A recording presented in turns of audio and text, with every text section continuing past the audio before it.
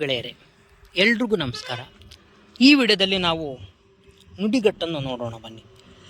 ವಿಶೇಷ ಅರ್ಥವುಳ್ಳ ಮತ್ತು ಒಳಾರ್ಥವುಳ್ಳ ಪದಪುಂಜವನ್ನು ನುಡಿಗಟ್ಟು ಎನ್ನುವರು. ನಮ್ಮ ಭಾವನೆಯನ್ನು ಸಂಗ್ರಹಿಸಿ ಅರ್ಥಪೂರ್ಣವಾಗಿ ವ್ಯಕ್ತಪಡಿಸಲು ಸಹಾಯಕವಾಗುವ ಪದಪುಂಜವೇ ನುಡಿಗಟ್ಟು.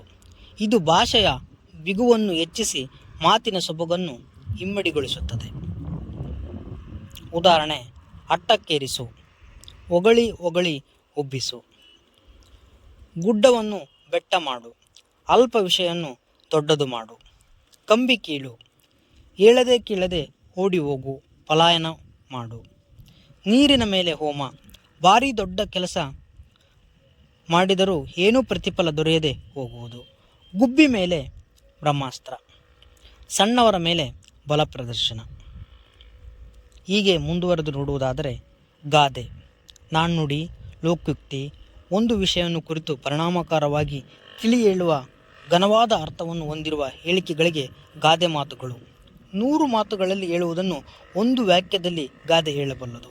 ಗಾದೆ ಜನಪದ ಸಾಹಿತ್ಯ ಪ್ರಕಾರಗಳಲ್ಲೊಂದು. ಗಾದೆ ಅನುಭವದಿಂದ ಹುಟ್ಟಿಕೊಳ್ಳುವಂಥದ್ದು. ಉದಾಹರಣೆ: ಕೂತು ಉಣ್ಣುವವನಿಗೆ ಕುಡಿಕೆ ಒಂದು ಸಾಲದು, ನಾಲಿಗೆ ಚೆನ್ನಾಗಿದ್ದರೆ ನಾಡೆಲ್ಲ ಒಳ್ಳೆಯದೇ, ಕೈ ಕೆಸರಾದರೆ ಬಾಯಿ ಮೊಸರು, ದೂರದ ಬೆಟ್ಟ ಕಣ್ಣಿಗೆ ನುಣ್ಣಗೆ, ಕುಣಿಯಲಾರದ ನೆಲ ಡೊಂಕು ಅಂತ.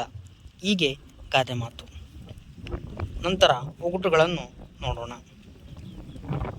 ಒಗಟನ್ನು ಒಂಟು, ಒಡಪು, ಒಡಚು, ಒಗ, ಒಡಗತೆ ಇತ್ಯಾದಿ ಕನ್ನಡದ ನಾನಾ ರೂಪಗಳಲ್ಲಿ ಹೇಳುತ್ತಾರೆ. ಇಂಗ್ಲಿಷ್ನಲ್ಲಿ ಒಗಟಿಗೆ ರೈಡಲ್ ಎಂದು ಹೇಳುತ್ತಾರೆ. ಮುಖ್ಯವಾಗಿ ಒಗಟು ಎಂದರೆ ಒಂದು ಸಮಸ್ಯೆ ಎಂದರ್ಥವಾಗುವುದು.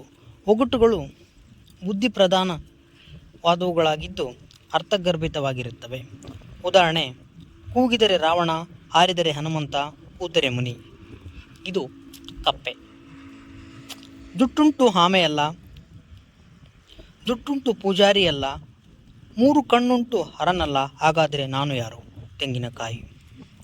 ಮುಳ್ಳುಗಳಿವೆ ಅಪಾಯವಿಲ್ಲ, ಸಂಖ್ಯೆಗಳಿವೆ ಲೆಕ್ಕದ ಪುಸ್ತಕವಲ್ಲ, ಗಂಟೆ ಹೊಡೆಯುತ್ತದೆ ದೇವಾಲಯವಲ್ಲ, ಗಡಿಯಾರ.